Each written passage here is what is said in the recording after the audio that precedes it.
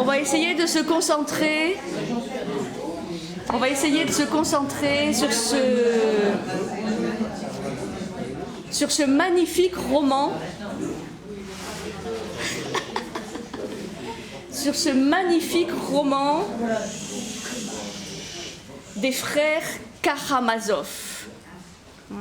Les frères Karamazov de Dostoïevski. Alors, je vous donne les dates de Dostoïevski, comme ça sera fait. 1821-1881. Donc, on remonte un petit peu en arrière par rapport à Proust de la semaine dernière. 1821-1881. Et les frères Karamazov, c'est le dernier roman. C'est le dernier roman de Dostoïevski, écrit donc un an avant sa mort. Donc, ce qu'il faut savoir, c'est que, pour la petite histoire, il a été publié sous forme de feuilleton dans le magazine Le Messager russe de janvier 1879 à novembre 1880. Donc il a été publié comme ça par épisode, sous forme de feuilleton, juste un an avant sa mort. Alors c'est un roman, je ne sais pas si vous l'avez déjà lu. Oui, c'est un grand classique. C'est un roman tout à fait exceptionnel. Là, vraiment, si vous ne l'avez pas lu, je vous le recommande cet été, ou de le relire. C'est un roman touffu, c'est incontestable, qui va explorer des thèmes philosophiques et existentiels chers à Dostoïevski, qui vont, disons, un peu le hanter toute sa vie, notamment la croyance en Dieu. Enfin, croire ou ne pas croire en Dieu, la notion d'expiation des péchés dans la souffrance, ou la rédemption, par la souffrance, aussi la nécessité d'une force morale dans un univers qui peut être violent, incompréhensible, irrationnel. C'est un autre sujet. Bon, la lutte éternelle entre le bien et le mal. Mais la fameuse question, alors, si Dieu n'existe pas, tout est-il permis ? Donc, lutte éternelle entre le bien et le mal et la valeur suprême de la liberté, sur lequel on reviendra largement, la liberté individuelle. Donc, c'est un roman, c'est un drame aussi qui est à la fois métaphysique, puisqu'on va voir s'affronter à travers différents personnages différentes visions éthiques, différentes visions morales qui concernent justement la foi, le doute, la raison, l'angoisse existentielle. Donc c'est un drame métaphysique, c'est aussi un drame politique. Et en cela, il est aussi très intéressant puisqu'il va nous décrire une Russie qui est en proie aux mutations de l'ère moderne, puisqu'on est 40 ans à peu près avant la révolution d'octobre 1917. Et donc, évidemment, la société russe est traversée de beaucoup de tensions, de questionnements, d'anarchisme, de rationalisme aussi. Donc, ça va être aussi une peinture de la Russie de l'époque. Alors, ce qui est intéressant, c'est que au début de l'année 81, donc l'année de sa mort, en fait, Dostoïevski envisageait d'écrire la seconde partie du roman, puisque même si c'est un roman quand même assez conséquent, ce n'est que la première partie de ce que voulait écrire Dostoïevski. Il y avait une suite, il y avait une deuxième partie, il voulait faire un diptyque.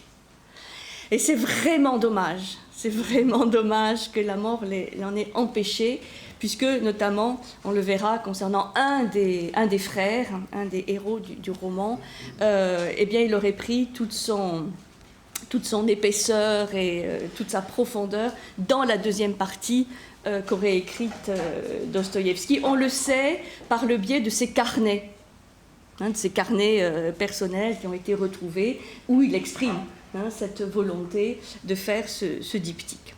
Alors, et cette deuxième partie se serait déroulée 20 ans plus tard.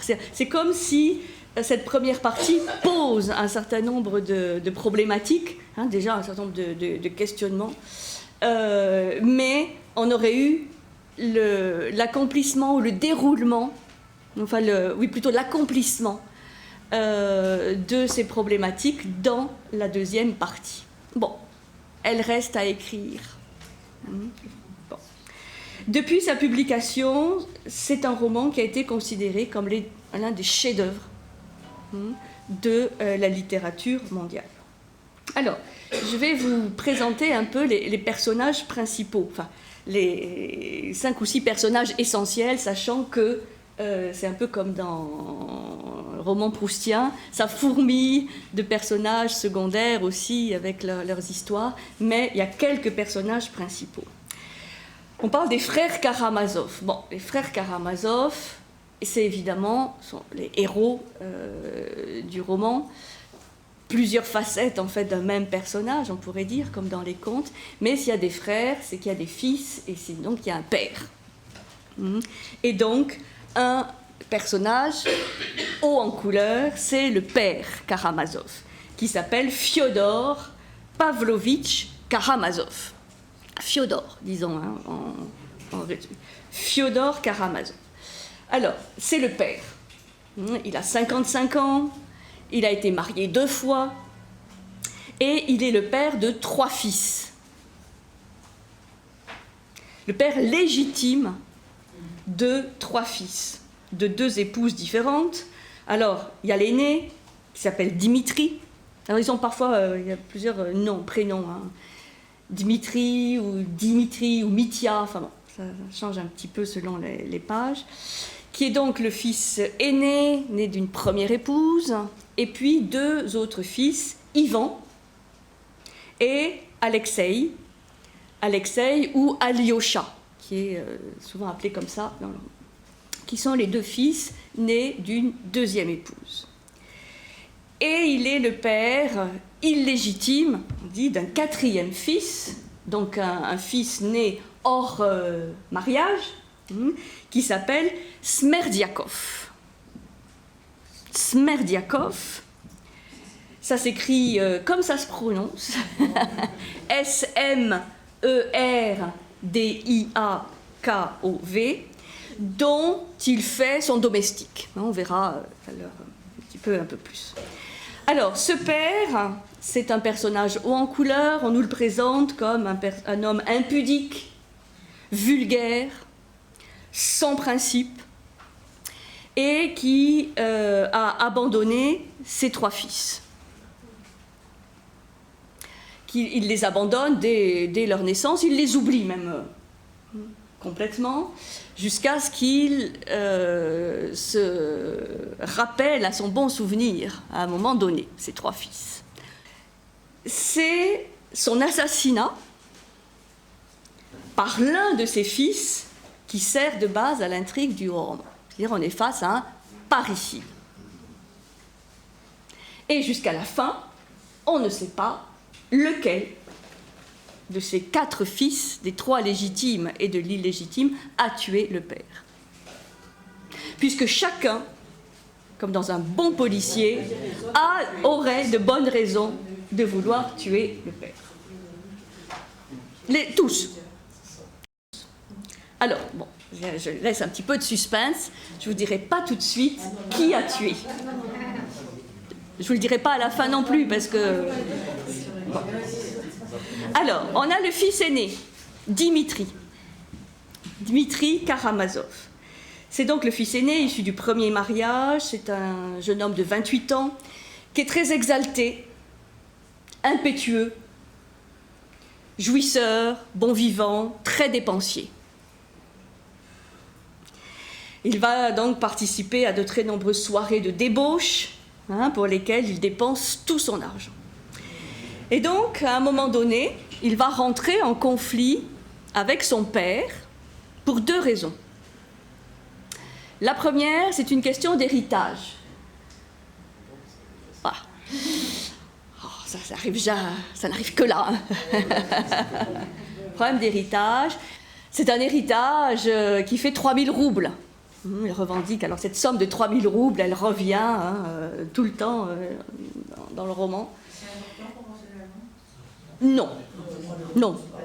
Non, justement, c'est assez symbolique. Mais quand même, pour Dmitri, il s'estime spolié par son père, donc ça va être un premier grief.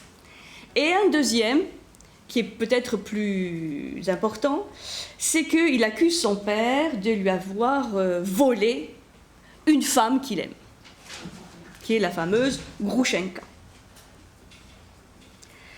Donc, Groushenka est aimée des deux hommes et Dmitri accuse son père de lui avoir volé. Et c'est pour ces deux raisons que Dmitri annonce, enfin à plusieurs reprises devant témoins, qu'il serait capable de tuer son père. C'est un jeune homme très fougueux, très impétueux, et donc à plusieurs reprises il menace de tuer son père, et c'est donc assez naturellement qu'il sera accusé du meurtre de son père. Puisque il n'a jamais caché la haine qu'il voue à ce père. Donc ça, c'est Dimitri. Ensuite, on a Ivan Karamazov. Ils s'appellent tous Karamazov, parce qu'il y a vraiment... voilà. Ivan Karamazov, qui est le premier fils du deuxième mariage de Fiodor. Alors lui, c'est un jeune homme de 24 ans, grand intellectuel, fervent rationaliste. Donc lui, il va naviguer dans le monde des idées et de la raison. C'est un jeune homme solitaire et qui est particulièrement marqué par la souffrance qui existe dans le monde. C'est un jeune homme très sensible, intellectuel, très raisonneur, mais aussi avec une sensibilité assez exacerbée. Et la souffrance du monde lui est insupportable. Et notamment la souffrance des enfants. Et ça va être le point de départ d'une révolte, d'une rébellion qu'Ivan va exprimer, on verra, contre ce monde injuste, cruel, haineux, créé par Dieu. Alors, lui aussi, il voue à son père une haine terrible que lui, par contre, n'exprime pas ouvertement.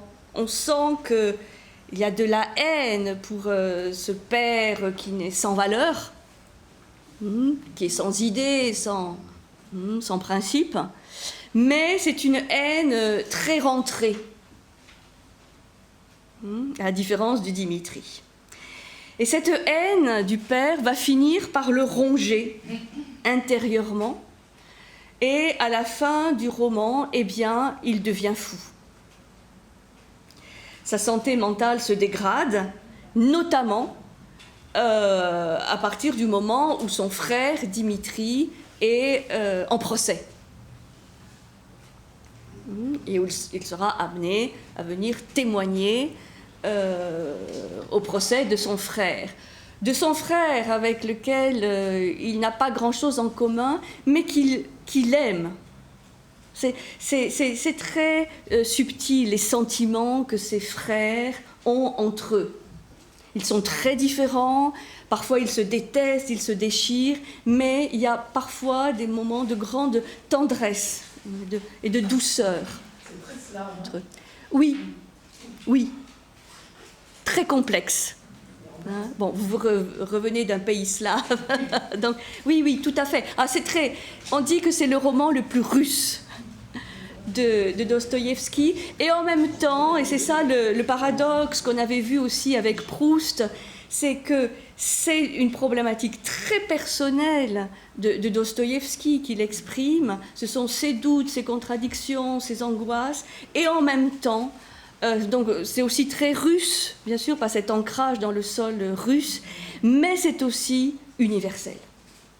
Là, on touche à des problématiques absolument universelles. Et c'est ça le génie d'un Dostoïevski ou d'un Proust qu'on avait vu dans des styles très très différents. C'est que plus on rentre dans des problématiques personnelles, individuelles, enfin que Dostoïevski a vécu, il a fait du bagne pour ses idées, enfin, il a quand même souffert aussi dans sa chair, eh bien, l'aspect génial du roman et de la littérature, c'est que, de toute façon, on se reconnaît dans tous ces personnages, quelque part. Un siècle, 2 siècles après, ou même si on n'est pas slave, si on n'a pas ce tempérament. C'est ça qui est absolument génial. Donc, il devient fou, et il va même finir par se convaincre qu'il est coupable de la mort de son père. Et certains des passages les plus connus des frères Karamazov impliquent Ivan, notamment deux chapitres du livre 5, on reviendra sur un des deux plus tard, qui s'appelle La Rébellion, ou Le Grand Inquisiteur. Le Grand Inquisiteur, c'est peut-être le chapitre le plus connu des frères Karamazov, et c'est un récit, c'est un poème écrit par Ivan, dont il discute avec son plus jeune frère, Alyosha. Et là, on touche vraiment un sommet de métaphysique, de réflexion sur le bien, le mal, la liberté.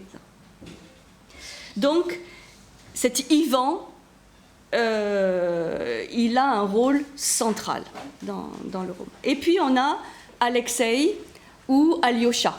Donc c'est le plus jeune, il a 20 ans au moment des faits.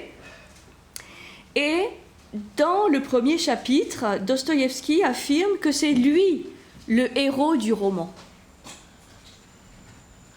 Alors qu'on pourrait penser, en lisant le roman, que c'est plutôt Dimitri ou Ivan, en fait, les héros. Puisque le personnage d'Alyosha, là on se rend bien compte, n'est pas terminé. Il est jeune et il est novice. Donc lui, il est dans une voie religieuse. Il est novice au monastère local, donc au monastère orthodoxe local, sous la coupe d'un personnage qui est un peu le patriarche du monastère, qu'on appelle en Russie de l'époque un starets, S-T-A-R-E-T-S. Il y a tout un développement sur ce que sont les starets dans les monastères. Donc ce sont à la fois des directeurs de conscience, des maîtres spirituels, des maîtres aussi qui font tourner le monastère. Donc c'est des gens assez puissants, assez charismatiques, ce qui est le cas du starets d'Alexei, qui s'appelle Zosim, qui est un vieil homme.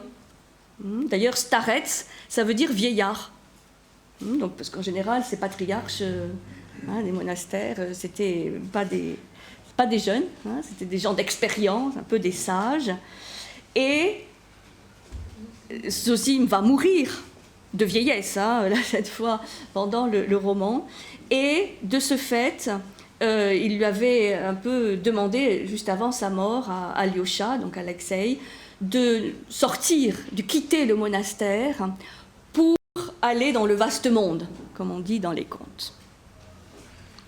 Et c'est parce qu'il sort du monastère qu'il va se trouver confronté et mêlé aux disputes de ses deux frères avec le père. Donc ça, c'est Alexei ou Alyosha, qui est le jeune homme innocent, pur, qui lui croit en Dieu, et qui est une des facettes de Dostoïevski. Alors, on a aussi Smerdiakov, le fameux Smerdiakov, le fils illégitime, donc le bâtard, qui est le fils d'une femme muette, hein, trouvée dans la rue. Donc, Smerdiakov, voilà. Donc les autres, ils ont des beaux prénoms, Dimitri, Ivan, Alexei, bon, très beau. Et lui, Smerdiakov. Il est le domestique, en fait, son père, en fait. Lui, il ne l'abandonne pas. C'est le seul à ne pas être abandonné. Mais il est le cuisinier, le domestique de son père. Donc c'est un être extrêmement morose, épileptique, comme Dostoïevski, oui, qui souffre de crise d'épilepsie. Et c'est un être très distant avec la plupart des autres personnages du roman. Il partage un peu ses idées sur l'athéisme. Il sera aussi, comme Ivan, en rébellion contre le monde et la souffrance du monde. Et donc, là je vous dévoile évidemment partie du suspense, c'est qu'il avoue à la fin du roman qu'il est le meurtrier de Fyodor Karamazov, du père. C'est lui qui l'a tué. Mais, et c'est ça qui va rendre Ivan fou, enfin qui va accélérer la folie et la démence d'Ivan, c'est qu'il explique qu'en fait s'il a tué le père, c'est sous les instructions d'Ivan. C'est qu'il n'a fait qu'obéir aux ordres d'Ivan, aux ordres implicites, parce qu'Ivan n'a jamais demandé à Smerdiakov de tuer le père, mais que Smerdiakov a pris comme des ordres explicites. Là, il y a tout un jeu de malentendus. Il dit, mais tu m'as demandé de le tuer. Ivan dit, mais moi, je t'ai jamais demandé de tuer notre père. Si, c'était bien explicite. Bref, toute l'ambiguïté du rapport entre Smerdiakov et Ivan. Et Smerdiakov se suicide à la fin du roman. Donc la fin du roman, donc de cette première partie du roman, Smerdiakov se suicide, Ivan devient fou, et Dimitri, accusé du meurtre, est envoyé au bagne.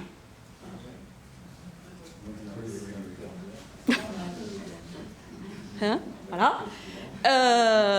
Il n'y en a qu'un qui tire son épingle du jeu, c'est le jeune, c'est Alexis, c'est Alyosha.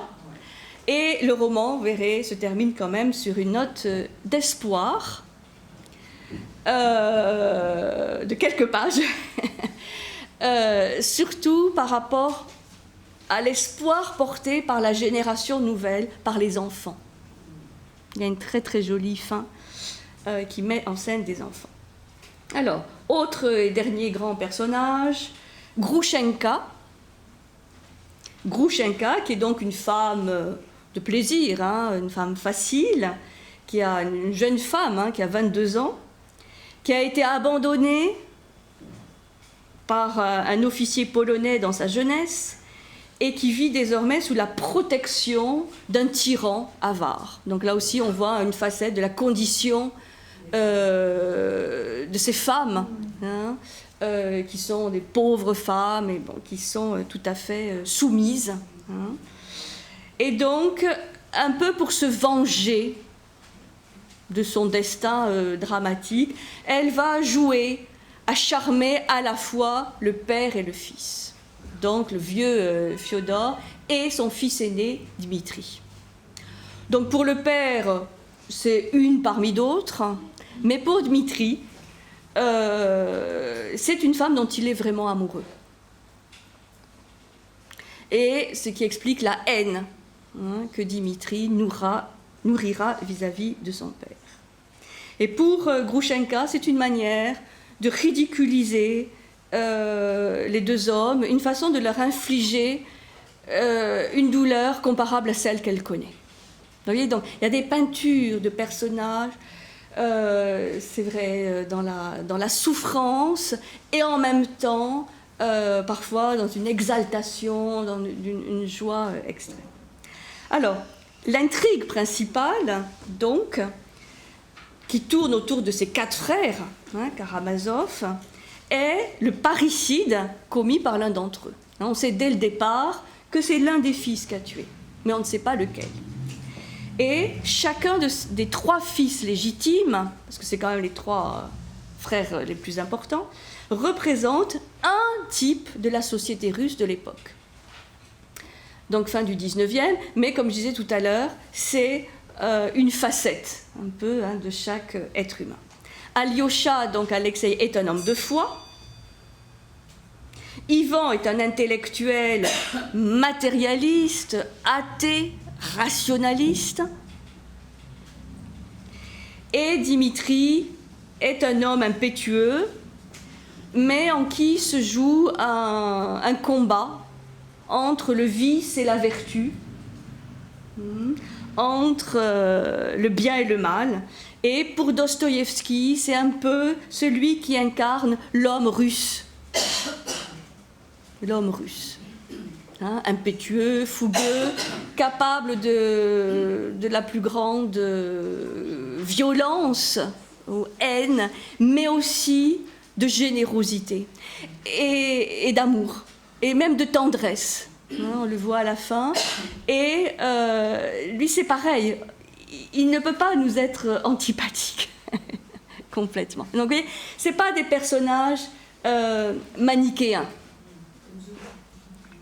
Il y a vraiment de la lumière et de l'ombre dans chacun. Alors, c'est un roman où on dit que Dostoïevski se livre entièrement. C'est celui où il se livre le plus, où il y exprime ses doutes, ses contradictions, et tout ce qui se passe dans l'intime profondeur de ces héros, c'est aussi ce qui se passe en lui, dans sa propre intimité. Et leurs tentations criminelles sont, comme il le dit, les crimes cachés de son propre esprit. Donc Dostoïevski, c'est aussi c'est un titan dans la littérature et dans la vie russe. Et donc, il va donner, c'est un style tout à fait extraordinaire, très puissant. C'est autre chose que le style proustien, mais c'est extrêmement puissant.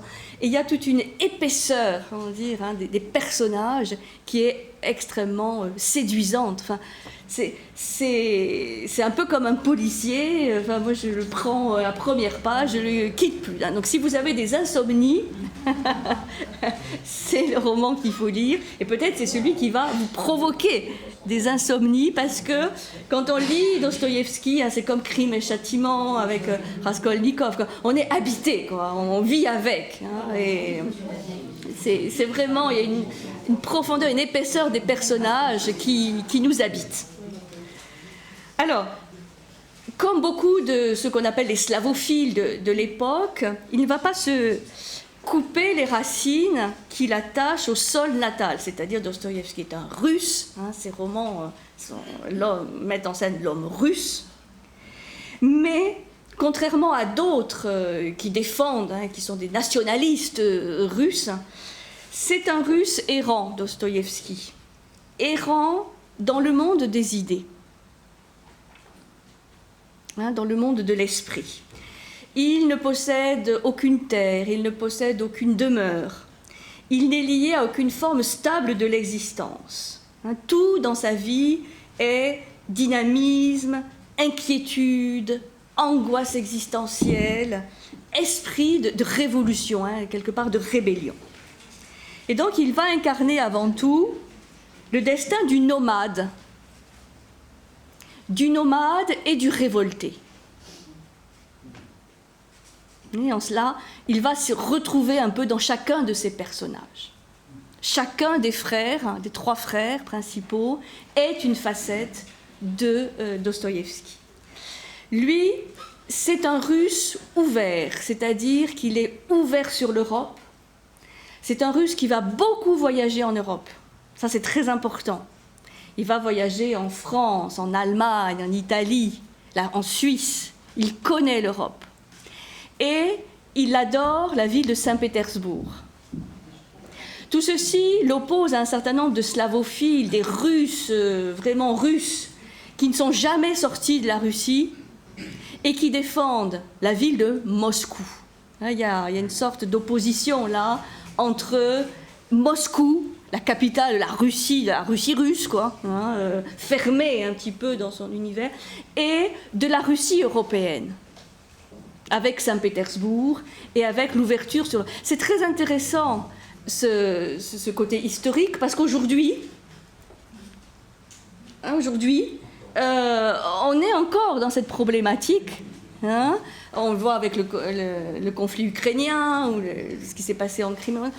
Il y a cette zone de fracture qui partage la société russe. Mais il n'empêche que Dostoïevski est un véritable russe, un amoureux de la Russie, c'est évident, et qu'il voit même dans l'homme russe un peu l'archétype de l'homme universel. C'est-à-dire qu'il pense que l'homme russe a quelque chose à apporter à l'humanité, de spécifique. Ça, c'est très intéressant, on y reviendra. Donc, c'est un immense penseur, Dostoïevski, avec une grande profondeur dialectique. Beaucoup de ses romans sont construits autour de dialogues entre différents personnages, et le style varie d'un personnage à l'autre parce que chaque style définit caractéristiques psychologiques, spirituelles du personnage. Et donc c'est très paradoxal ce style, cette caractéristique de Dostoïevski, puisqu'il est à la fois dans le monde des idées, on le sent grisé par les idées, c'est vraiment un penseur, et en même temps c'est un être totalement dionysiaque. Ce qui parfois est contradictoire. Et bien là, c'est un amoureux dionysiaque des idées. Et donc on voit les idées être présentées, défendues, décortiquées, mais jamais de manière sèche, jamais de manière rébarbative. C'est une ivresse grisée par les idées, mais une ivresse où jamais la finesse de l'esprit ne s'émousse. Et ça, c'est extraordinaire. Parce que soit vous avez, on va dire, de manière un peu caricaturale, Kant, voilà, vraiment les idées, la raison, bon, mais c'est parfois un peu difficile à lire, un peu rébarbatif quand même, dur, ou vous avez Schiller, parce qu'on dit souvent c'est Kant ou Schiller, soit le poète, la poésie, le côté dionysiaque, mais là, ça peut être un petit peu au détriment des idées. Il va falloir souffrir. Voilà, c'est le thème des frères Karamazov, donc je le dis, c'est une petite parenthèse. La chaleur va nous faire souffrir, le ventilateur va nous faire souffrir, et on va peut-être quand même obtenir la rédemption par la souffrance assumée. C'est le message de Dimitri. Lui, il part au bagne, rendez-vous compte. Il ne souffre pas de la chaleur simplement pendant 1h30. Il part au bagne pour au moins 20-30 ans. Donc évidemment, il ne sait pas s'il va revenir. Et pourtant, il a cette assurance d'une rédemption par la souffrance assumée. Bon. Donc nous, on va pouvoir souffrir une petite heure encore. Bon, je blague. Mais bon. Alors, donc, c'est ça qui est vraiment fascinant, que je trouve fascinant chez Dostoïevski. Tout tourne autour de ce qu'il appelle ces maudites questions éternelles. Maudites questions éternelles, sur l'existence de Dieu, la liberté, le bien, le mal. Bon. Et il écrit modestement sur lui-même « Je suis assez faible en philosophie, mais non pas dans mon amour pour elle. Dans mon amour pour elle, je suis fort. » Donc, bien sûr, il s'avoue faible par rapport en fait à une philosophie académique qui ne lui convient pas. Par contre, c'est un amoureux, un dévoreur de cette philosophie dionysiaque, où l'on voit toute la sauvagerie de l'être humain, hein, toute sa bestialité. Hein. Yvan qui à un moment dit bon, mais on dit l'homme peut être bestial, mais c'est une injure faite aux animaux.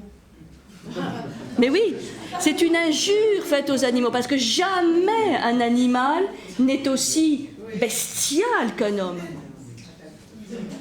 Dans les souffrances infligées, dans la jouissance de la souffrance infligée. Donc il dit non, l'homme a une liberté que n'a pas l'animal et qui lui permet de faire les pires, d'infliger les pires souffrances. Hein. Donc, dans cet être dionysiaque, il y a la bestialité entre guillemets, enfin l'animalité la plus débridée, mais il y a aussi de la bonté, il y a aussi de la lumière, hein, il y a aussi cet espoir, parce qu'en fait, ce qui fait vivre Dostoïevski, c'est quand même l'espoir que l'humanité pourra obtenir une rédemption. Donc, en fait, c'est un philosophe, hein, c'est un philosophe et qui va apporter beaucoup à la philosophie, et à la philosophie en tant que connaissance de l'être humain, mais aussi à la philosophie de l'histoire, hein, la philosophie de la religion, la philosophie de la morale.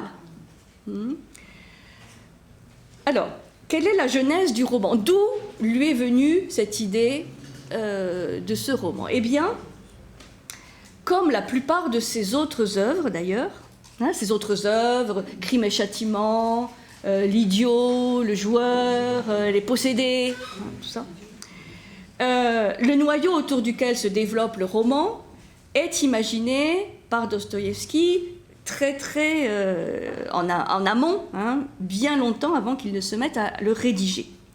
Ses sources en fait remonteraient à ses années de bagne, puisqu'à cause de certaines de ses idées, il a été envoyé au bagne en Sibérie, c'est-à-dire un épisode qui remonte à 30 ans avant. Le moment où il commence à rédiger les frères Karamazov. Et pendant ces années de bagne, il avait été frappé par le cas d'un officier qui avait été injustement accusé d'avoir tué son père pour recueillir l'héritage. Là, c'était simplement une question d'argent, et qui avait été condamné à 20 ans de travaux forcés. Hein, condamné injustement. Ça l'avait beaucoup marqué. Et sur le moment, il intègre ce fait, et puis, absorbé par d'autres travaux, il ne donne pas suite à ce projet d'écriture, mais l'idée initiale continue de faire son chemin, et ensuite, il va l'enrober, hein, d'autres histoires, il va enrichir la trame du roman avec les autres fils, dont il va imaginer que l'un est l'auteur du crime. Et, en même temps, et comme toujours, il est préoccupé par ces questions métaphysiques, de l'athéisme et de la défense de la foi, puisqu'il considère que l'athéisme est l'une des causes principales de la décadence du monde occidental et de la Russie. Et donc, en fait, c'est la conjonction de ces deux thèmes. Un thème, en fait, on va dire policier, hein, mélodramatique, qui a tué le père, hein, donc un thème plus banal, si je puis dire, hein, un thème policier, dramatique. La conjonction de ce thème et d'un second thème qui, lui, beaucoup plus philosophique et religieux, qui va donner naissance aux frères Karamazov. Hein, donc il y a un fait divers qu'il va petit à petit enrichir et enrober, et puis il y a l'occasion de traiter, de parler de ces maudites questions éternelles qui vont tarauder Dostoïevski jusqu'à sa mort. Et donc, comme il l'annonce dans la préface, parce que c'est lui-même qui le dit dans la préface, ce roman n'aurait dû constituer que le premier volet d'un diptyque, en fait consacré à la vie d'Alyosha Karamazov, donc le plus jeune. C'est pour ça qu'il annonce que c'est lui le héros du roman, ce jeune homme pur et généreux qui se prépare à entrer dans les ordres, et ça on le sait comme je l'ai dit dans ses carnets, Il aurait fait ensuite vivre à Alyosha bien d'autres aventures, et notamment des aventures politiques. Puisque ce que prévoyait Dostoïevski, c'est que, représentant un peu cette génération nouvelle, cette nouvelle Russie, il devrait, après son expérience spirituelle dans le monastère, il aurait été conduit, entre autres choses, à l'action révolutionnaire. Et là, on dit qu'il aurait pris modèle sur un qu'on appelait terroriste, qui s'appelait Karakazov. Karakazov, d'où simplement le changement d'une lettre pour le nom Karamazov. Et ce fameux Karakazov, qu'est-ce qu'il avait fait? Il avait voulu tuer le tsar Alexandre II. Donc anarchisme révolutionnaire qui voulait abattre le tsar. Et donc, évidemment, cet Alyosha, qui nous apparaît ici comme un jeune homme plein de foi, pur, innocent, qui fait un peu la médiation entre ses frères, on aurait probablement eu une toute autre image de lui s'il avait pu écrire la deuxième partie. Mais en même temps, on comprend pourquoi, là, il est un peu flou, le personnage. Il commence juste à vivre, en fait, ses expériences d'homme. Mais il n'a pas autant vécu que ses frères. Donc ces indications probablement il aurait connu la prison politique dans cette deuxième partie s'il l'avait écrite, ça permet de comprendre les intentions en fait qu'avait Dostoïevski, puisque les problèmes politiques et sociaux apparaissent parfois un peu en filigrane, disons à l'arrière-plan dans le roman tel qu'il est, mais ils auraient pris toute leur ampleur dans la deuxième partie du roman. Bon, c'est comme ça. Alors, la composition du roman tel que nous l'avons, s'organise autour de 3 grands épisodes. Donc, la querelle de Dimitri et son père sur ses problèmes d'héritage et de femmes à partager, donc de rivalité amoureuse, l'assassinat du père, et, 3e et grand épisode, le procès contre Dimitri. C'est un roman qui s'organise en 12 livres, donc très, très différent, et d'un épilogue. Alors, ce qui est amusant, ça nous renvoie un tout petit peu au style proustien qu'on a vu la semaine dernière, c'est-à-dire qu'on a le premier livre qui correspond à une exposition assez systématique de la vie des 3 fils. Donc des trois frères, jusqu'au moment du début de l'histoire. Mais, une fois qu'on a passé ce premier livre, Dostoïevski va sacrifier l'unité de temps et d'espace du roman, et il va intercaler entre les épisodes donc de l'assassinat et du procès, plein d'épisodes, de nombreux livres annexes, qui vont mettre en scène d'autres personnages.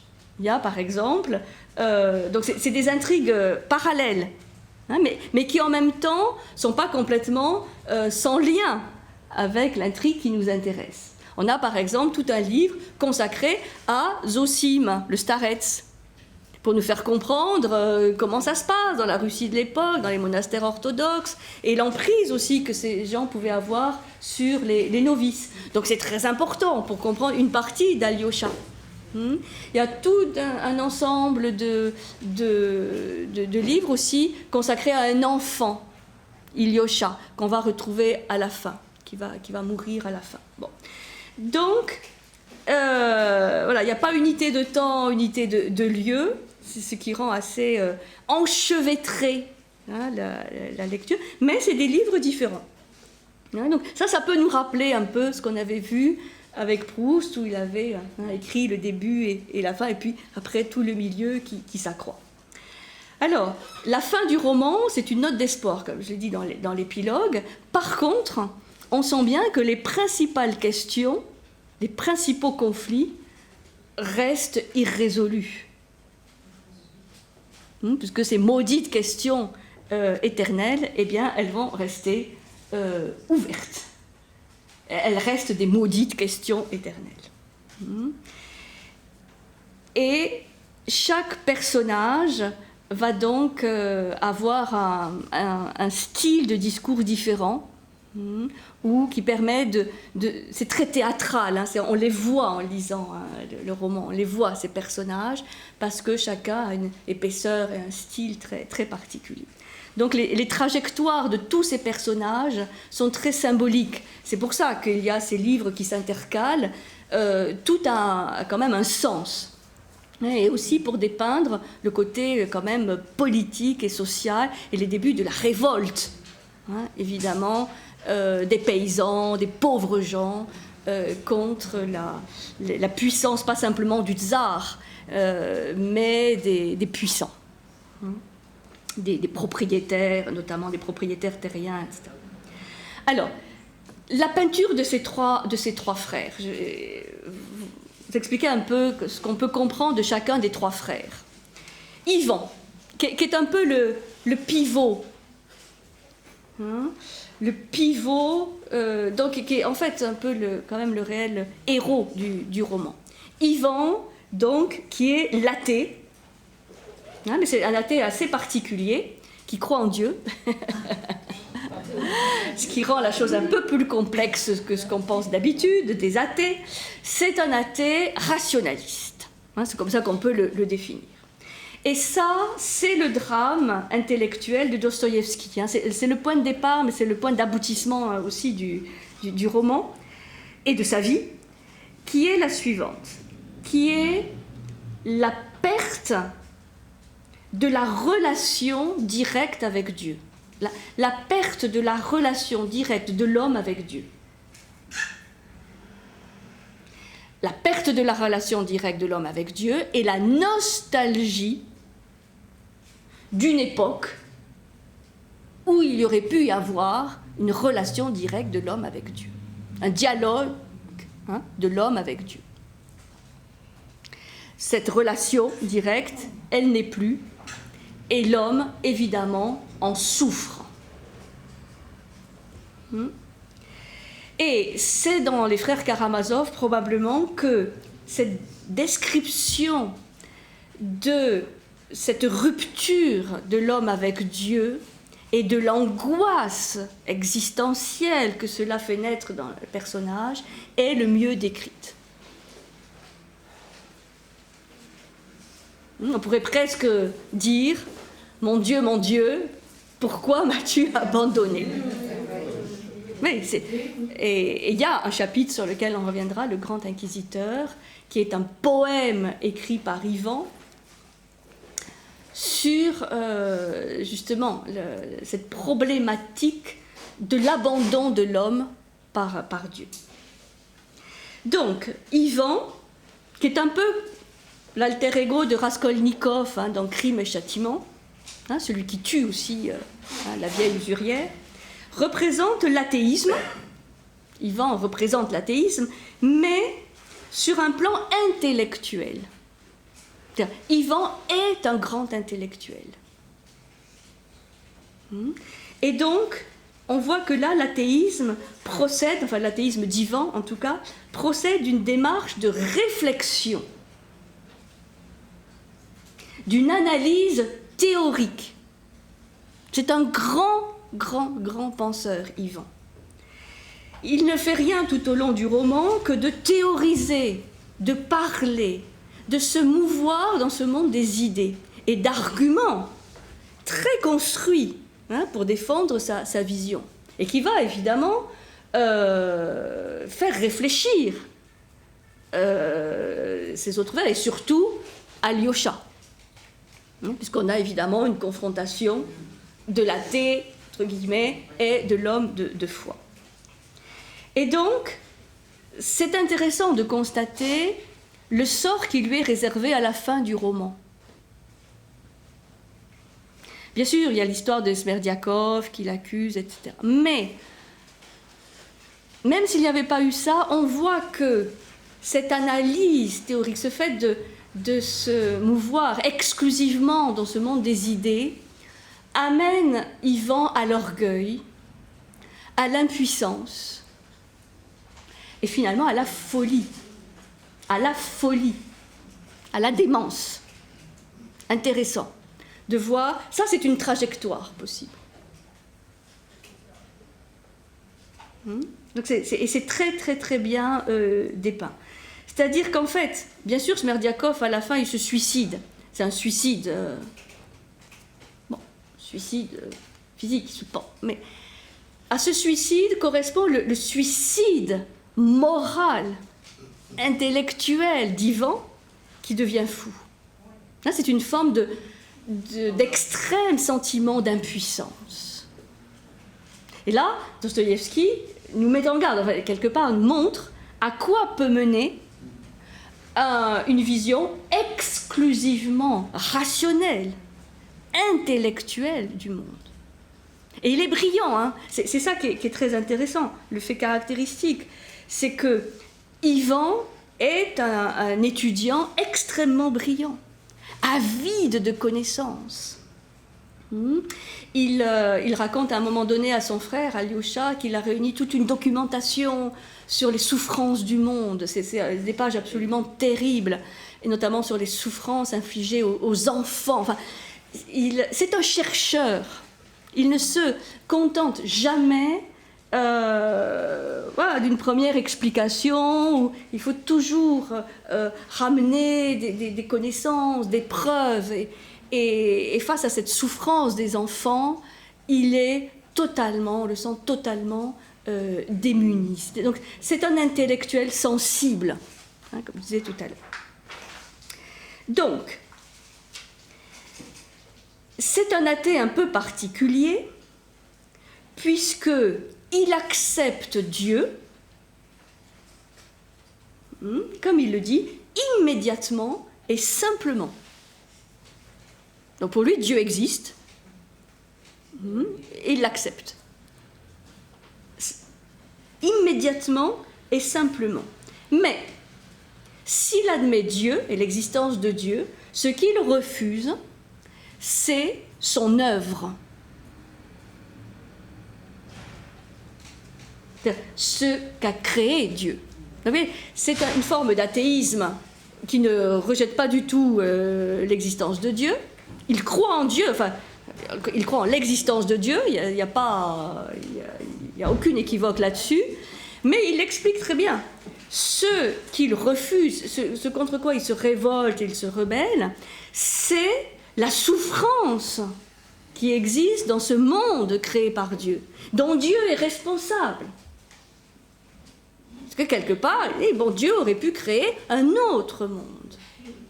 Mais là, c'est insoutenable.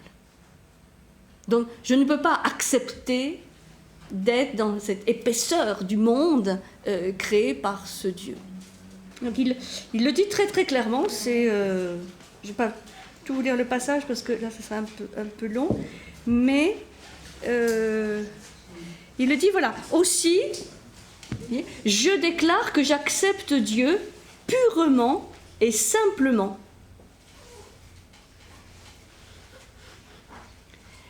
Ainsi donc, j'accepte Dieu, et non seulement volontiers, mais qui plus est, j'admets aussi sa sagesse et son dessein, absolument inconnus de nous. Je crois à l'ordre au sens de la vie, je crois à l'éternelle harmonie, dans laquelle il paraît que nous devons nous fondre tous. Je crois au Verbe où tend l'univers, et qui lui-même est en Dieu, et qui lui-même est Dieu, et enfin à tout le reste, et ainsi de suite, etc., à l'infini. Des phrases. On en a fait beaucoup à ce sujet. Il semble bien que je sois dans la bonne voie, n'est-ce pas? Eh bien, figure-toi donc qu'en dernière analyse, cet univers de Dieu, je le refuse. Je sais qu'il existe, seulement je ne l'accepte pas. Ce n'est pas Dieu que je refuse. Comprends-le bien, c'est l'univers créé par lui.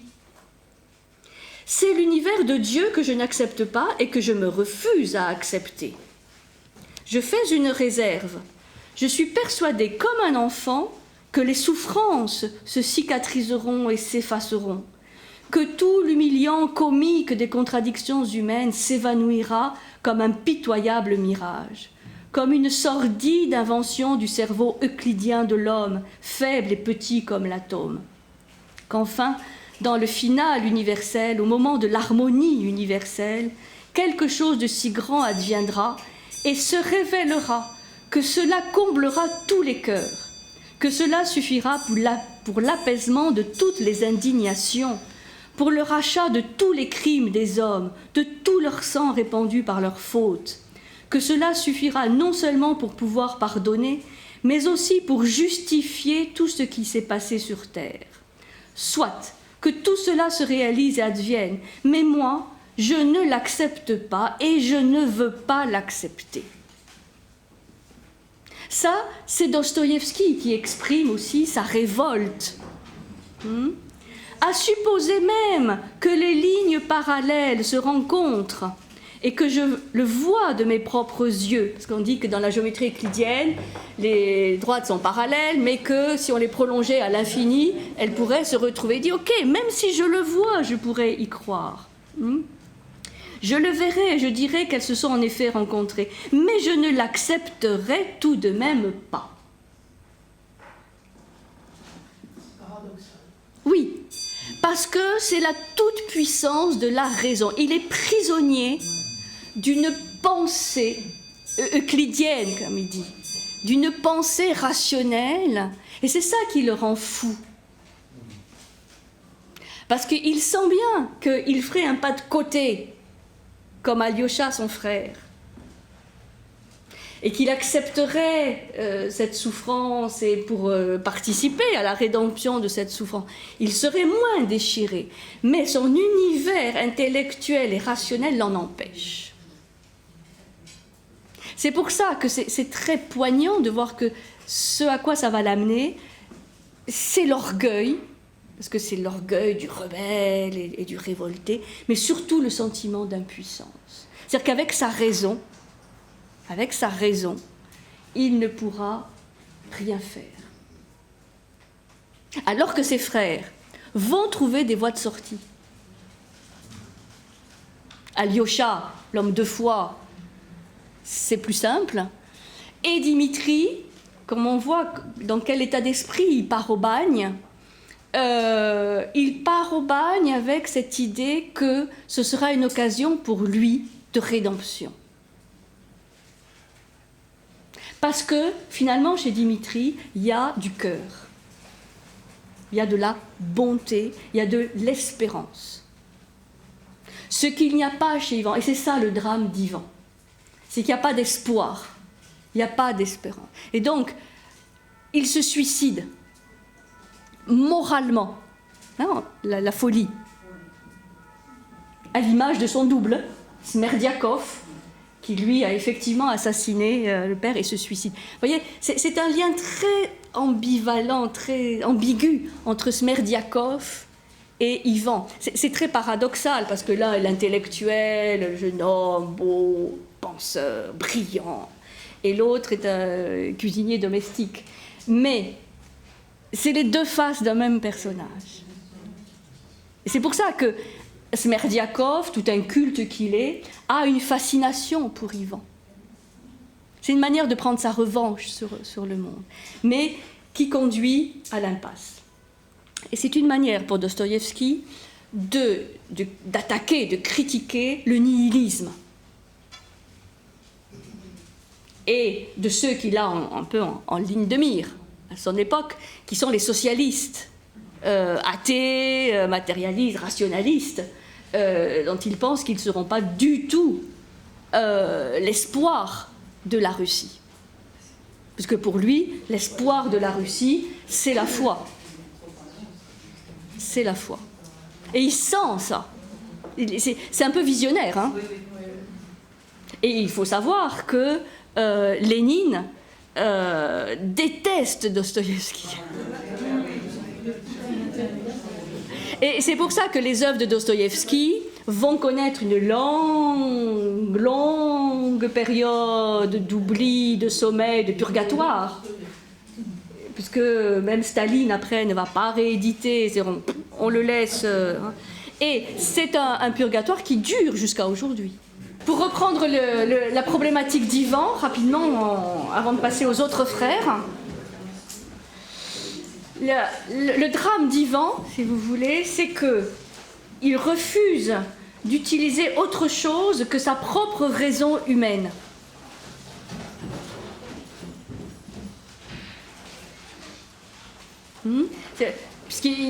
Bien sûr qu'il a un fond aussi de générosité et d'amour en lui, mais il n'accepte de prendre en considération que ce qui est concevable pour l'esprit. Il affirme la primauté absolue de l'intelligence. Et c'est ça qui provoque, disons, ce déchirement total.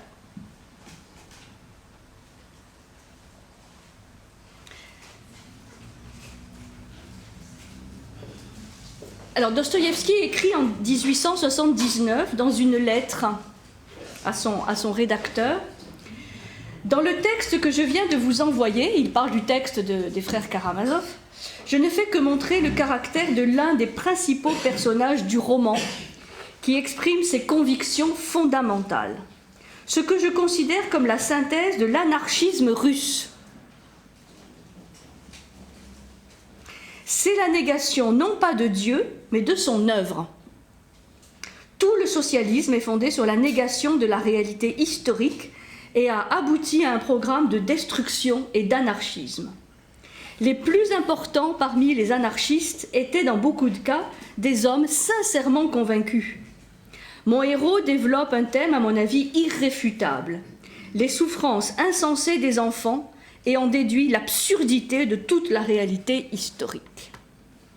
Tiens, là, il reconnaît à quel point les arguments d'Ivan sont convaincants, enfin, peuvent être convaincants.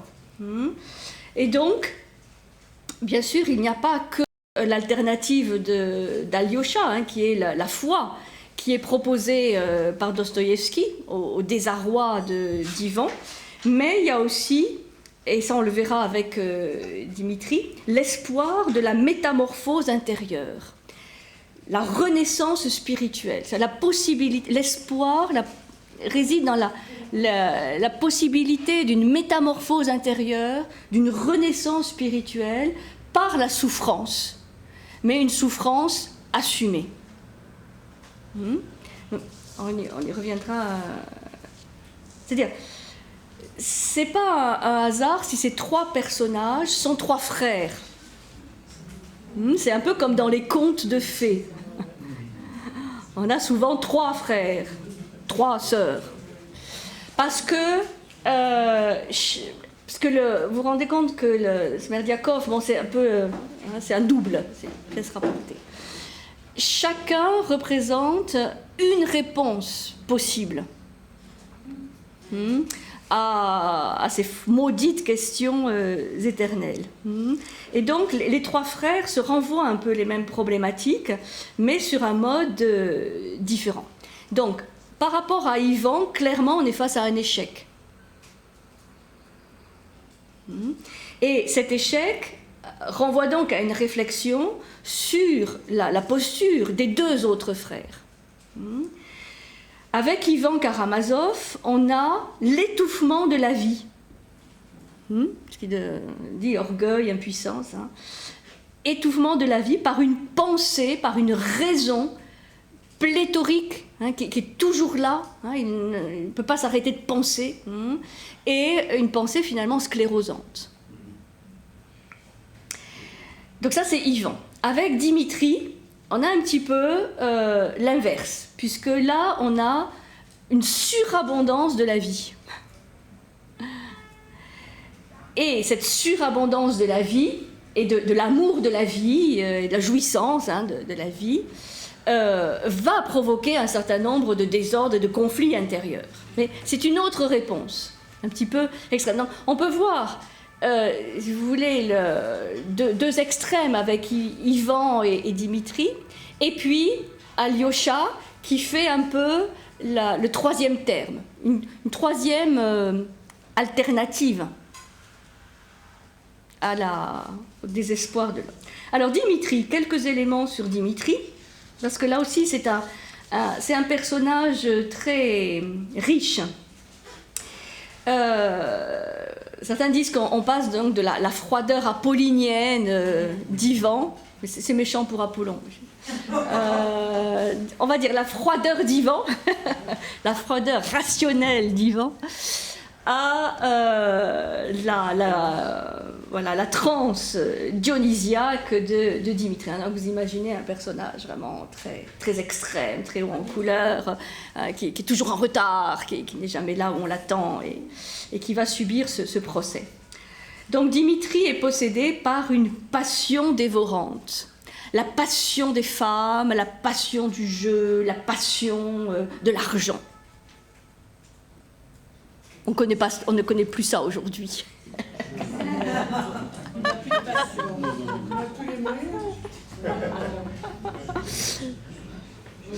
Alors, une vie désordonnée.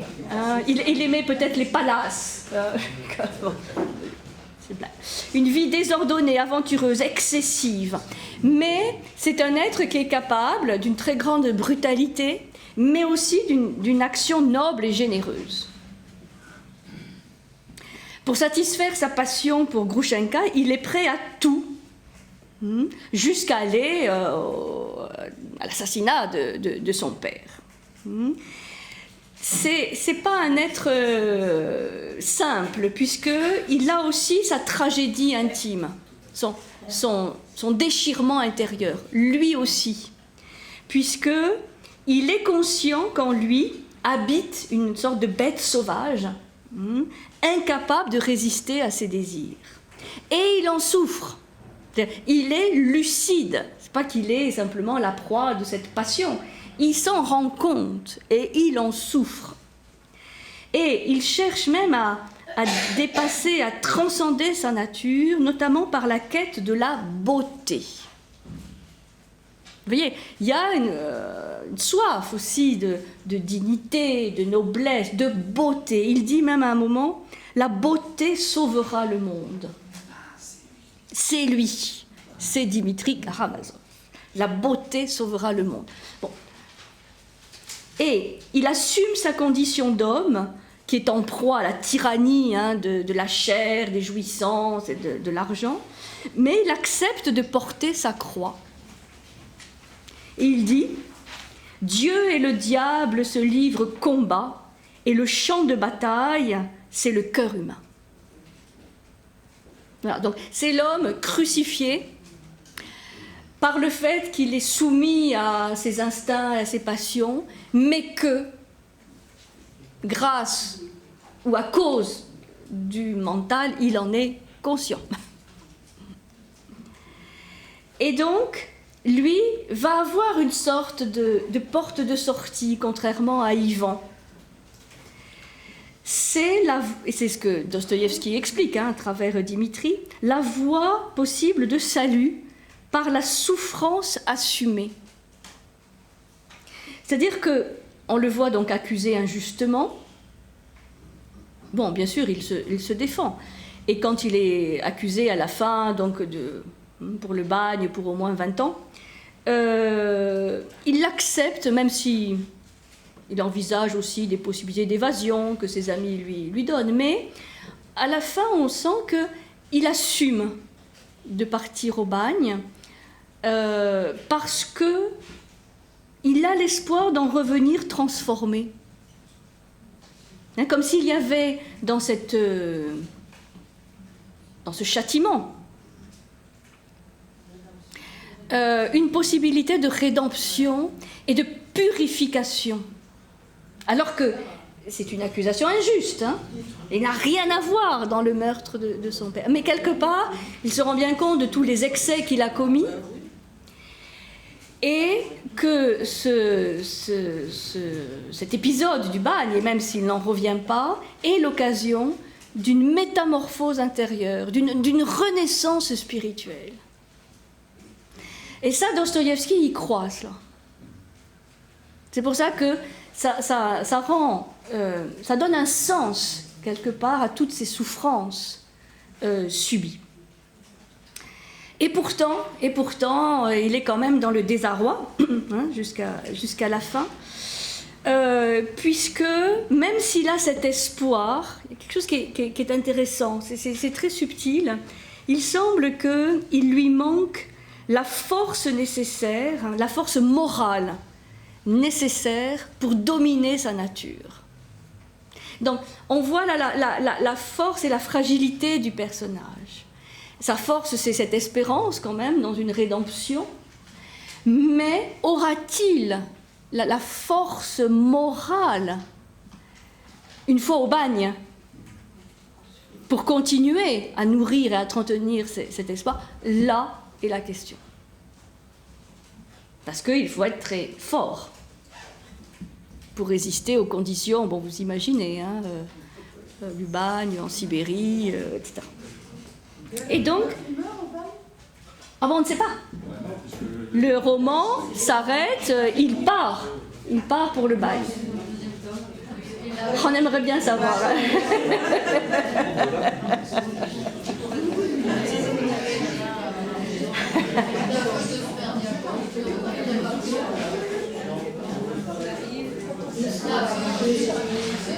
Non, non. L'aveu de culpabilité, l'aveu de Smerdiakov ne change rien au procès. C'est kafkaïen. C'est-à-dire, Smerdiakov avoue, mais il n'est pas pris au sérieux. Parce que c'est comme dans l'histoire de Camus. C'est-à-dire, il n'a pas pleuré à l'enterrement de sa mère, donc il est coupable. Bon, hein, vous vous rappelez, hein, dans l'étranger. C'est-à-dire, Smerdiakov avoue le crime, mais il n'est pas pris au sérieux, parce qu'il y a tellement de présomptions de culpabilité sur Dimitri. Ils sont tous coupables, parce qu'Ivan est coupable aussi. Et donc, ce qui est intéressant, c'est pas tant de savoir s'il est coupable ou pas, c'est comment il vit cette accusation, ce procès qui est injuste. Puisque les témoins vont, alors c'est très théâtral, les témoins vont se succéder. À la barre, et certains vont défendre Dimitri, d'autres l'accusent, en disant bon, il était tellement haineux contre son père que c'est forcément lui. Enfin, et à la fin, le renversement avec Smerdiakov ne change rien à l'inexorabilité, hein, de la condamnation. Sinon, ça ne serait pas Dostoïevski. Oui. Camus adorait Dostoïevski. Cette force morale qui semble manquer à Dimitri, eh bien c'est Alyosha, le jeune, qui lui semble l'avoir, tout jeune qu'il est. Hein. Donc on va voir la troisième voie d'Alyosha. Pour Dostoïevski, les arguments d'Ivan et de Dimitri de toute façon correspondent à des impasses quelque part, hein, puisqu'il y a soit un athéisme, soit ce fameux matérialisme qu'il combat, et pour lui c'est les deux grands, ou la jouissance à tout craint, hein, dans laquelle il tombe comme son père, la futilité. Donc tout ça ne va pas sauver la Russie, il y a seul un retour à la croyance, et pas simplement à la croyance, mais un retour à Dieu qui peut sauver pas simplement la Russie, mais l'humanité. Et donc Ivan, Dimitri, bon, c'est surtout pour Ivan un échec, une impasse. Pour Dimitri, on voit cette possibilité de rédemption, mais qui ne sera pas facile à vivre, on peut l'imaginer. Et Alyosha. Alyosha ou Alexei, c'est le représentant de ce qu'il appelle Dostoïevski la génération nouvelle. Les jeunes, voilà, l'espoir. Puisque pour lui, les jeunes, les enfants, c'est l'espoir. Parce qu'ils ne sont pas encore marqués, hein, au fer rouge par les souffrances de la vie. Et donc il est présenté d'emblée comme un adolescent sortant du commun. C'est quand même un être tout à fait exceptionnel. Hein. Dès son enfance, il est remarqué pour sa pureté d'âme exceptionnelle, sa douceur, la faculté de se faire aimer de tout le monde. Et là, il y a des scènes extraordinaires où on sent beaucoup de tendresse, de douceur entre ses frères. Et c'est des déchirements quand même assez extrêmes, et pourtant il y a de l'amour entre tous ces frères. Et donc il se prépare à revêtir l'habit de novice dans ce fameux monastère, et il a l'intelligence d'Ivan, mais une intelligence plus subtile, plus intuitive, hein, moins rationnelle que celle d'Ivan, et il a l'énergie de Dimitri.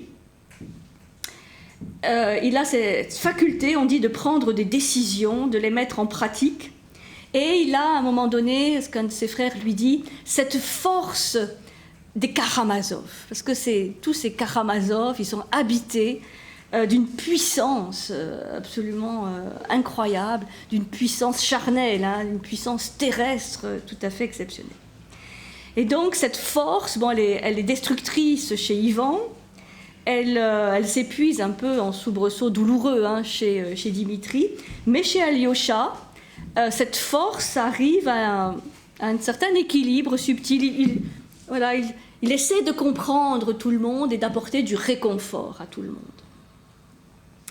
Et donc, pour lui, l'amour, la charité, qui était qu'une hypothèse de travail, hein, pour Ivan, ou qui sont souvent obscurcis chez Dimitri, eh bien chez Alyosha, cet amour et cette charité arrivent à une véritable expression. Il ne juge personne, il ne rejette personne, il porte l'apaisement. Mais, comme je disais tout à l'heure, il reste un novice. Voilà, il vient juste de sortir du monastère, c'est-à-dire de quitter son maître spirituel, et donc pour lui, quelque part, tout reste encore à vivre. Mais il représente cet idéal de Dostoïevski, un idéal chrétien, le triomphe de l'amour, le triomphe aussi du peuple russe, porteur d'un message universel. Et le dépassement du socialisme athée. Parce que c'est ça que cherche aussi Dostoïevski, de voir les possibilités de ne pas rester, hein, dans ce socialisme révolutionnaire. Il avait l'intention de le transformer.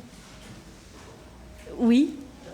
S'il avait pu faire il avait fait un anarchiste révolutionnaire. Oui, à un moment donné.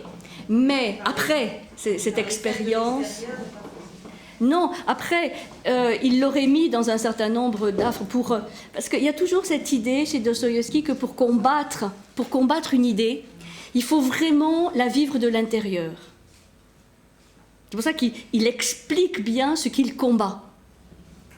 Donc, l'expérience politique révolutionnaire d'Alyosha aurait probablement été nécessaire à sa propre évolution pour revenir à la fin à une vision beaucoup plus apaisée, mais comme pour parachever l'expérience d'Alyosha, qui ne peut pas être qu'une expérience de foi, qui doit être aussi une expérience politique et extrême, voire de terrorisme, disons, mais pour ensuite prendre du recul par rapport à ça, enfin, j'imagine, hein, et arriver finalement à cet épilogue où Alyosha s'adresse à des enfants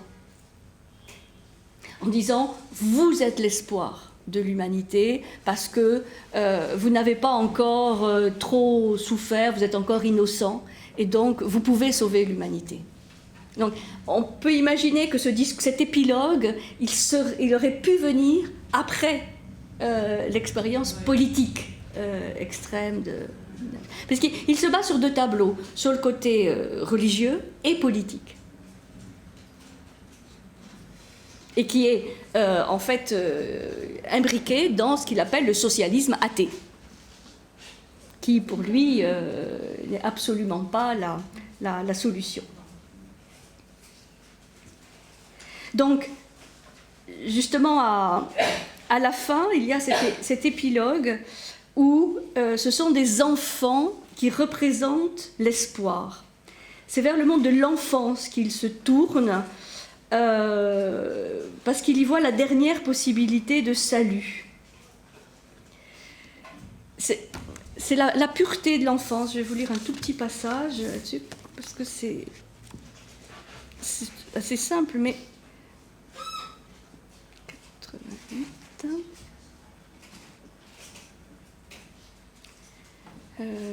Alors c'est Alyosha donc qui s'adresse à des enfants. C'est à la fin, c'est les dernières pages.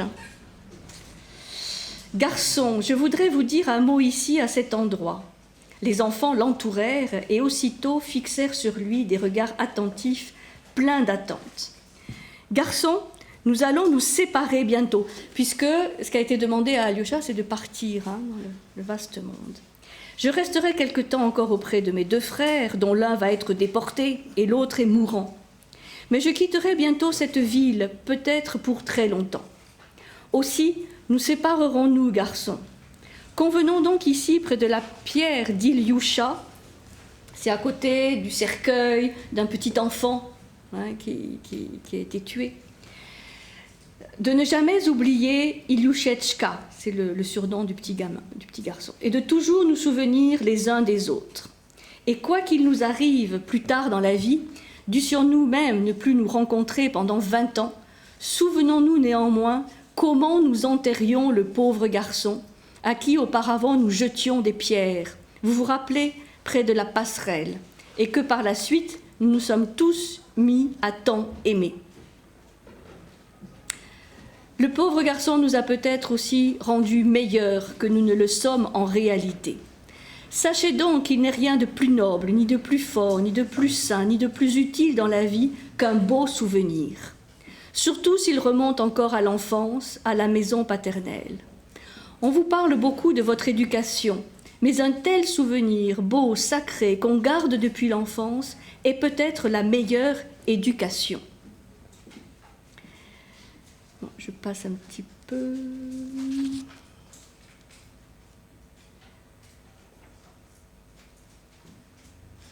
Je dis cela pour le cas où nous deviendrions méchants, continua Alyosha. Mais pourquoi le deviendrions-nous, n'est-ce pas, garçon? Soyons tout d'abord et avant tout bons, puis honnêtes, et enfin ne nous oublions jamais les uns les autres.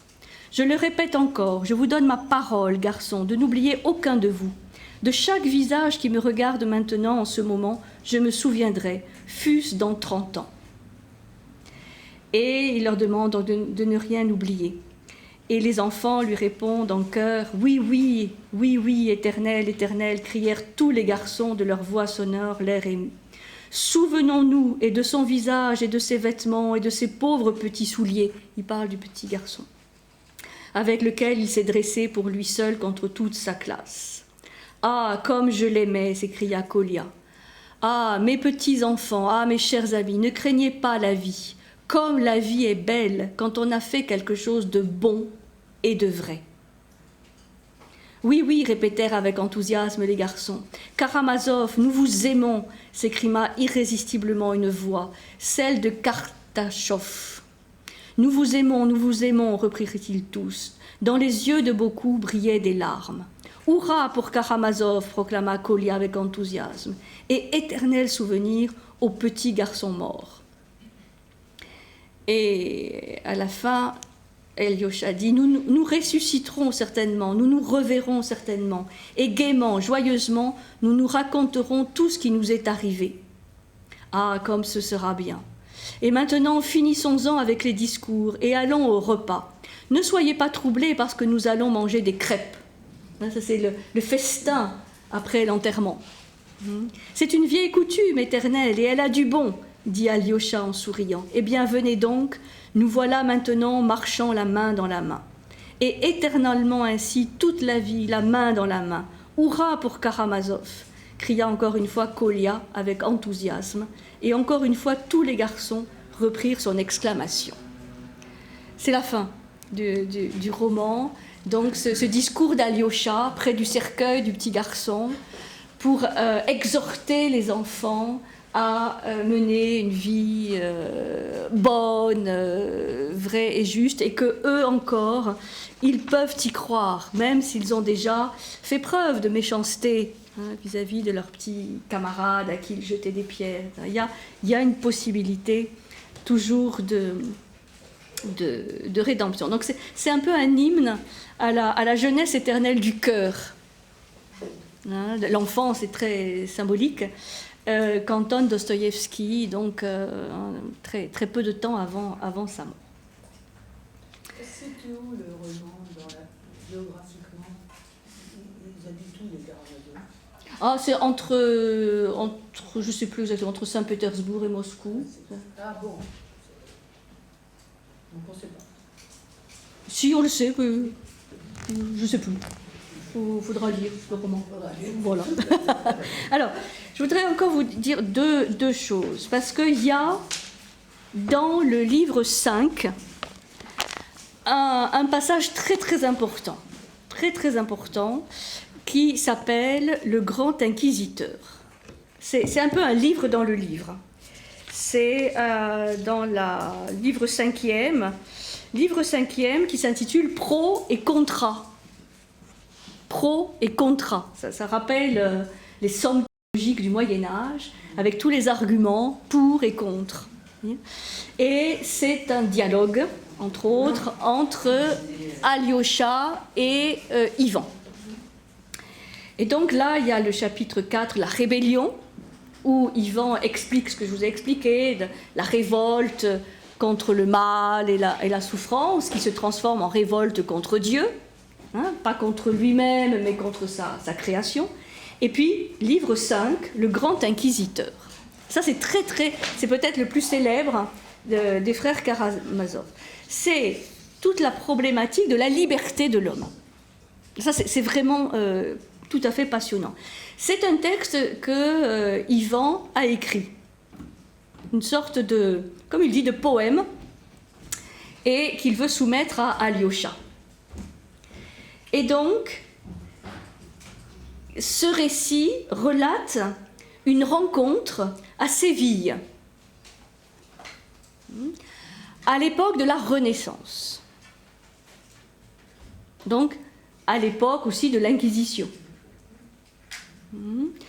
Et c'est une rencontre tout à fait improbable entre un haut dignitaire de l'Inquisition espagnole,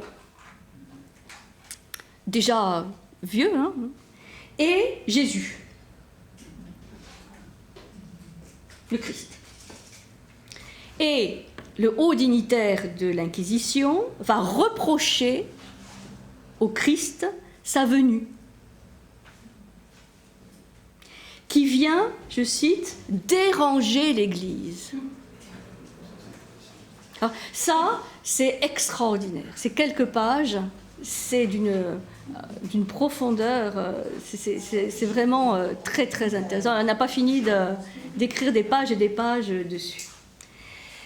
Et donc, ce que explique Ivan à son frère, hein, dont il connaît l'amour pour Dieu et donc aussi, évidemment, le personnage du Christ, Ivan expose la thèse selon laquelle Jésus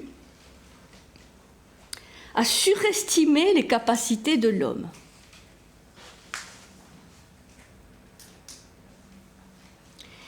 Et a donné à l'homme trop de liberté.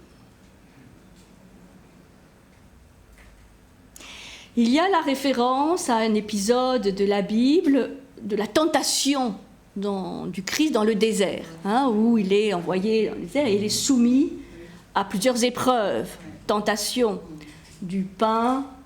Hein, il dit, bon, ben, si toi qui es le Fils de Dieu, hein, donc, tu peux faire des miracles.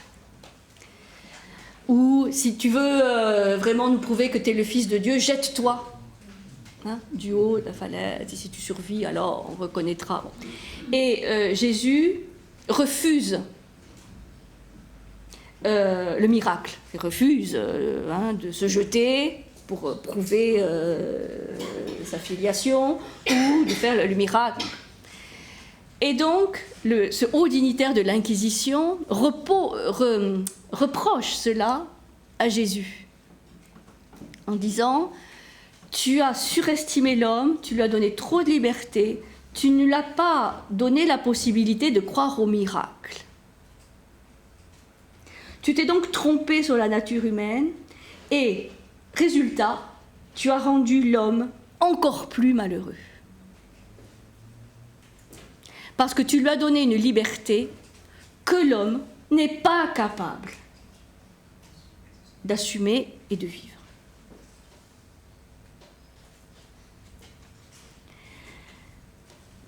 L'homme, il continue son argumentaire, l'homme n'est pas Dieu. Et c'est pour cela qu'il ne déteste rien de plus que la liberté. Donc, cet homme que toi, Jésus, tu as surestimé, à qui tu as donné une liberté totale, tu as oublié que l'homme n'aime rien d'autre, et rien plus que la servilité.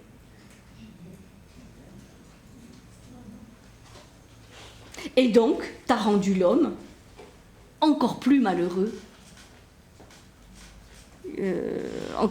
en lui donnant cette liberté. L'inquisiteur représente en fait l'Église toute puissante qui a continué l'œuvre du Christ mais en la dévoyant, c'est-à-dire en asservissant l'homme. Et il est cynique, cet inquisiteur, en disant « Nous, on a su faire avec l'homme, on l'a bien asservi, il est sous notre coupe. On ne lui donne plus aucune liberté, mais figure-toi que comme ça, il est heureux. » Ah, c'est un sommet, hein. C'est vraiment absolument magnifique.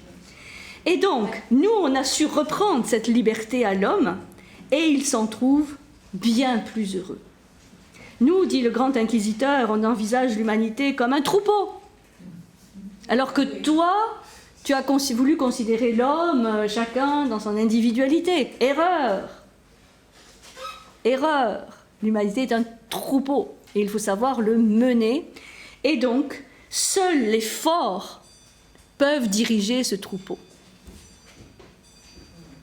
Et les forts, eh bien, continue le grand inquisiteur, ça sera des personnalités exceptionnelles, ces esprits forts, mais ça sera des hommes politiques qui vont assumer le pouvoir temporel. Alors ça, c'est un vaste sujet. C'est pour ça que Gandhi s'est inspiré de Dostoïevski. Merci, et des béatitudes. Oui. Oui, oui. Lisez ce passage, c'est absolument un régal. Et l'inquisiteur va dire des esprits forts comme les Tamerlan, les Gengis Khan, les tenants du glaive de César. Voilà ceux qui sont les continuateurs du Christ. Et il reproche à Jésus de ne pas avoir voulu assumer le pouvoir temporel. Donc là, ce qui est décrit, c'est toute la déviation, le dévoiement du pouvoir de l'Église à partir du moment où il veut assumer à la fois le pouvoir spirituel et le pouvoir temporel. Et c'est absolument magnifique. Et donc, la notion de pouvoir temporel qui est rejetée par le Christ est perçue comme absolument indispensable par l'Église, par ce grand inquisiteur. Renoncer au libre arbitre, déposer ce fardeau aux pieds des puissants, c'est assurer le bonheur de l'humanité et celui de la communauté. Bon, ça n'a peut-être rien à voir, mais je regardais, je ne sais plus, hier, avant-hier, une émission sur Arte, avec des thémas sur la collusion entre l'Église, la mafia et les pouvoirs politiques en Italie. Ça fait réfléchir. Et j'étais en plein dedans, je me suis dit, bon sang, c'est une problématique vraiment très, très, très intéressante. La coupe, hein, la coupe sous laquelle on veut tenir les gens, les systèmes mafieux, en pensant faire le bonheur des êtres, avec cette toute puissance de la famille, ces liens familiaux, c'est quand même incroyable. Donc, le Christ, en repoussant ce pouvoir terrestre, a morcelé l'humanité, l'a plongée dans la confusion et l'a exposée au conflit d'intérêts. Donc, c'est le procès du Christ par le grand inquisiteur, où là on voit l'opposition entre ce que l'Église est devenue en disant qu'elle est la continuatrice du message christique, et ce personnage du Christ qui est très intéressant dans la scène, parce que il ne dit pas un mot, le Christ. Le grand inquisiteur fait toutes les questions et les réponses. Il ne laisse pas s'exprimer Jésus. Hein, et oui, non, mais c'est le propre des procès en Inquisition, où de toute façon Jésus est coupable, donc on va surtout pas le laisser parler, donc on parle pour lui.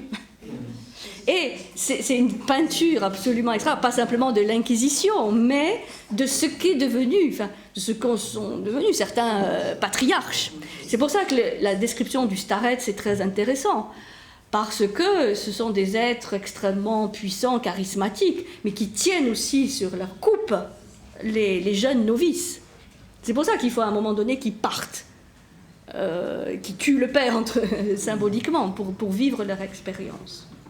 Et donc, le grand inquisiteur reconnaît que voilà, ce qu'il faut, c'est réduire l'humanité en esclavage et l'infantiliser. Et il y a cette phrase de l'inquisiteur, « Certes, nous les astreindrons au travail, mais aux heures de loisirs, nous organiserons leur vie comme un jeu d'enfants, avec des chants, des chœurs et des danses innocentes. » C'est-à-dire, oui, ils vont être totalement des marionnettes, quoi. Donc on va leur donner des occasions de plaisir, tout ça, mais ils seront sous notre coup. Et donc là, ce grand inquisiteur, il est le symbole aussi du renversement des valeurs chrétiennes. Le nihilisme est un renversement de valeurs. L'athéisme est un renversement de valeurs. Et là, on a un autre renversement de valeurs avec quelque part un peu ce cynisme de l'Église qui, pour rendre heureux, disons, les hommes, les asservissent complètement. Et c'est très intéressant parce que c'est assez visionnaire. Le fait d'asservir aussi les masses, parce que ça sera aussi, de toute façon, la réponse de l'athéisme et du nihilisme, pour un bonheur à venir. Et que s'il faut sacrifier 1, 2, 3 générations, il faut le faire pour le bonheur à venir. Parce que l'homme ne sait pas, mais c'est pour son bonheur. Ça, c'est un épisode qui vient comme ça, à un moment donné, discussion entre Ivan et Alyosha, et évidemment, Alyosha lui répond. Enfin, il est suffisamment intelligent pour, répondre à son frère. Et là, il y a vraiment une très belle relation qui se noue entre les deux frères, puisqu'Alyosha essaye de comprendre. Donc c'est une allégorie, hein, pour montrer que Ivan, tout rationnel et intellectuel qu'il est, a aussi une capacité de poète, hein, d'une pensée pas exclusivement rationnelle, mais que c'est aussi son déchirement intérieur. Donc ça, c'est quelques pages qu'il introduit comme ça dans le roman et qui est vraiment tout à fait passionnante. Alors, rapidement, très très rapidement, la postérité de l'œuvre, hein, de ces frères Karamazov, puisque le succès est immédiat dans le peuple. Hein, comme je disais au tout début, il paraît comme un feuilleton, donc le public russe, le public populaire, hein, aussi, a tout de suite senti la profondeur et la portée de l'œuvre. Et d'emblée considéré vraiment comme un grand classique. Et pour la petite histoire, on dit que près du lit de mort de Tolstoï, qui n'aimait pas beaucoup Dostoïevski, Tolstoï qui était lui plus l'écrivain du régime, eh bien, sur sa table de chevet, à côté du lit où il est mort, il y avait les frères Karamazov. Bon. Alors après la Révolution, on dit que pas simplement les frères Karamazov, mais tous les romans de Dostoïevski sont entrés dans la clandestinité. Hein, ils n'étaient plus persona non grata. Lénine, qui portait Tolstoï au nu, détestait Dostoïevski. Et sous le règne de Staline, ses œuvres n'ont jamais été rééditées et son nom volontairement oublié. C'est-à-dire... Et aujourd'hui encore, il y a des éditions, enfin en Russie, qui paraissent, mais comme je disais tout à l'heure, qui reflètent vraiment l'ambiguïté ou l'ambivalence de l'attitude officielle vis-à-vis de Dostoïevski. Donc on prend de Dostoïevski les éléments qui peuvent être utiles au message officiel. Par exemple, les attaques contre le capitalisme, la peinture des bas-fonds de la société pour montrer que ce régime tsariste était absolument inique, disons. Mais on découpe, on utilise les œuvres de Dostoïevski. Et une façon aussi de le discréditer, c'est de dire que c'était quand même un peu un dingue mystique. Là, c'est l'argument qui tue.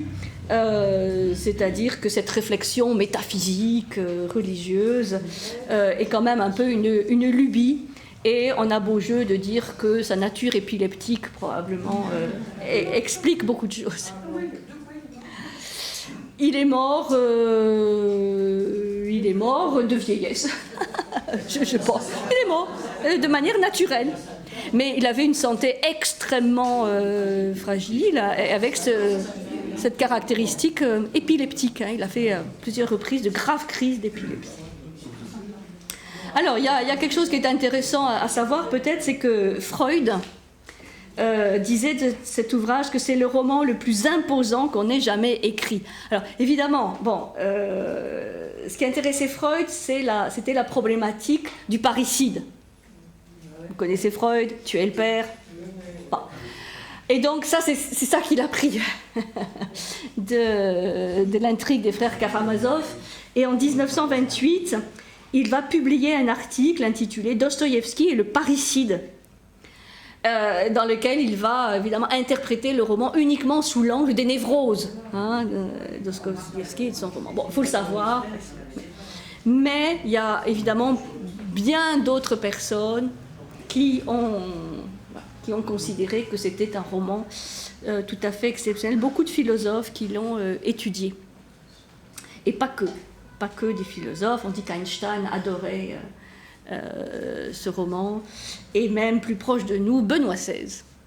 Et Benoît XVI, à mon avis, devait se régaler à lire le Grand Inquisiteur ou les arguments d'Ivan, parce qu'on sait que c'est un homme de pensée, enfin, quel que soit le jugement qu'on peut avoir sur lui. C'est un intellectuel, un théoricien, proche du dogme, justement, à la fois. Et donc, ça devait vraiment être source de grande méditation pour Benoît XVI, peut-être encore aujourd'hui. Alors, en France, c'est très amusant. La destinée des frères Karamazov a été assez curieuse, puisque c'est un roman très russe, très touffu, très volumineux. On n'était pas encore habitué à cette époque, il n'y avait pas eu encore Proust et ces romans fleuves. Donc, pour le public et le lecteur français, on a voulu lui faciliter la tâche. Et donc là aussi, on a découpé le roman, on l'a même parfois réécrit pour le rendre plus accessible. Oui. Et ceci dit, ça a eu quand même l'avantage que ces premières traductions, qui remaniaient purement et simplement le texte, ça a permis quand même au public de se familiariser avec cet univers qui est quand même, c'est vrai, déroutant de Dostoïevski. Parce que il y a ce déchirement perpétuel, ces questions existentielles et qui sont jamais résolues. Et c'est ça qu'on n'aime pas trop, nous. Nous, on aime bien les réponses quand il y a une question. Et si la réponse est simple, c'est encore mieux. Bon. Et donc, les éditeurs ont pensé aider le public français à s'approprier Dostoïevski. Et là, comme quoi on voit que jamais rien n'est ni tout blanc ni tout noir, ça a eu un effet positif parce que le public français a aimé et s'est familiarisé avec Dostoïevski. Il faut noter que les adaptations au théâtre sont extrêmement nombreuses parce que ça s'y prête. Ça s'y prête merveilleusement, puisqu'il y a beaucoup de dialogues. Il y a beaucoup de dialogues, il y a des scènes, bon, il y a du suspense, parce que moi je vous ai dit qui avait tué, c'est vite, mais jusqu'à la fin du roman, on ne sait pas, on ne sait pas. Et donc on peut imaginer tous les arguments des uns et des autres.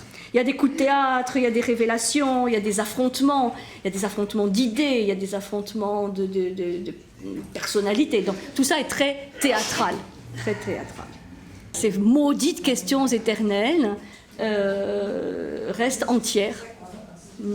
Et on voit certains types de réponses, certaines trajectoires. Et si on imagine donc cette deuxième partie, bon, on ne sait pas ce que Alyosha serait devenu non plus. Donc, vous voyez, c'est assez sombre et en même temps plein d'espoir. Et c'est d'une puissance et d'une écriture extrêmement puissante. Je finis simplement par une petite pensée, une petite citation de Dostoïevski, qui est extrait d'une lettre. C'est pas. Je vous dirai à mon sujet que je suis un enfant du siècle, enfant de l'incroyance et du doute, jusqu'à ce jour, et je le serai même, je le sais, jusqu'à la tombe. Il écrit ça en 1854. Que de souffrances effrayantes m'a coûté et me coûte aujourd'hui encore cette soif de croire, qui est dans mon âme d'autant plus forte qu'il y a davantage en moi d'arguments contraires.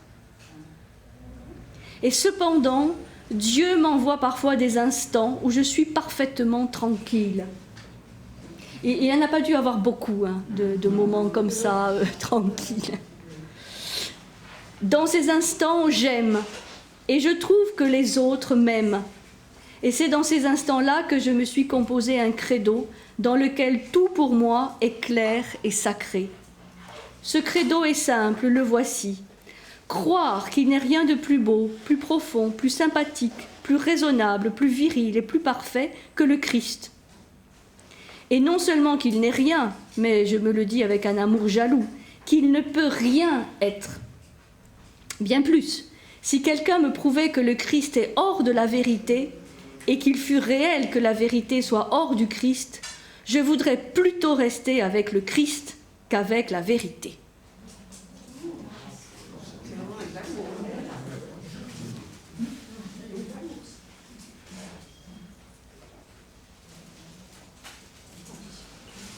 C'est un amour inconditionnel. Oui, oui. Bon.